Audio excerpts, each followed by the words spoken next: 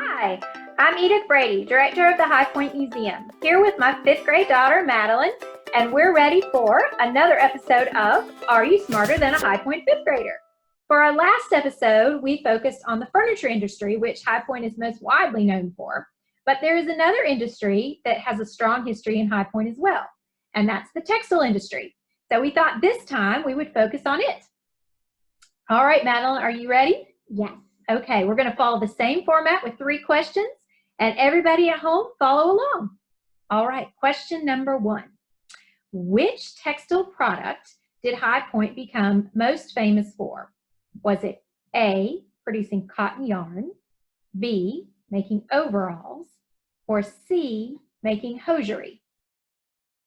C, because that's socks, right? Yes, hosiery is socks, exactly. Socks and stockings and pantyhose, all that kind of stuff. Good All job. I remember is that when I was in 2nd grade, you told me it was socks. Yes, it is. That's right. And we were producing so many socks and other forms of hosiery that by the 1920s, about the mid-1920s, we had already started calling ourselves the hosiery capital of the South. And it was an industry that flourished for a very, very long time. All right, and so we're ready for question 2. Are you ready? Mm-hmm. Okay, question 2. In 1956, High Pointer Ernest G. Rice filed a patent for an early version of something that we now know as A, pantyhose, B, long underwear, or C, knee socks. I feel like C because the other 2 are really, really old. Okay, you think C, you think knee socks? You sure about that? You think that's older than the others? Or newer than the others? The way you're talking, I'm going to guess it's something else, so I'm going to go for A. You're going to go for A? All right, with a little help there, you got it. A is the correct answer. The pantyhose were patented, or a early version of it was patented in 1956 here in High Point. There was another inventor of a similar product called Panty Legs, Alan Grant, out of Glen Raven Mills in Glen Raven near Burlington, North Carolina. And he first invented his product in 1953. Both versions kind of came to market about the same time. So both of them were pretty important in the early days. But Ernest G. Rice did have a patent filed in 1956 that was approved in 1958. All right, are you ready for question 3? Yes. You're doing pretty well so far with a little help. All right, which of these companies is still making socks in High Point today? Is it A, Adams Millis, B, Melrose, or C, Harris and Covington? A, Adams Millis, is that your best guess?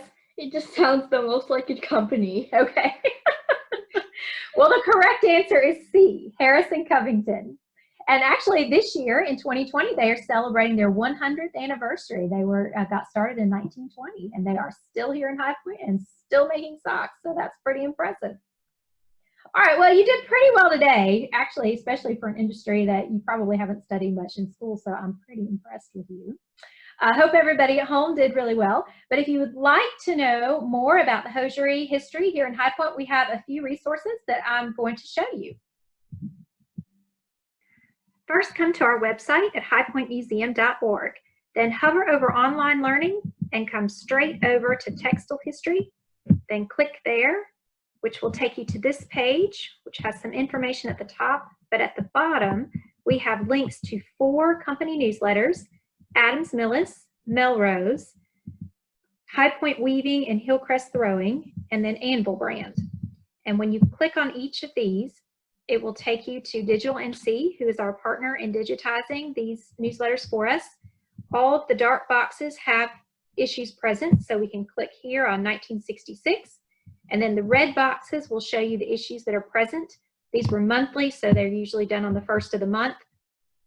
Then when you click here, you can click on the picture to enlarge the issue there, and you can go forward with these arrows or backwards through the issue.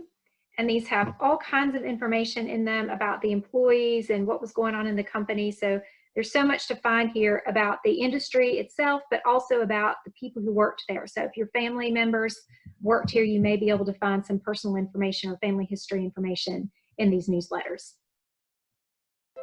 We hope you'll find a lot of great stuff in those newsletters that will keep you entertained and learning until we see each other for the next one. Thanks so much. Bye.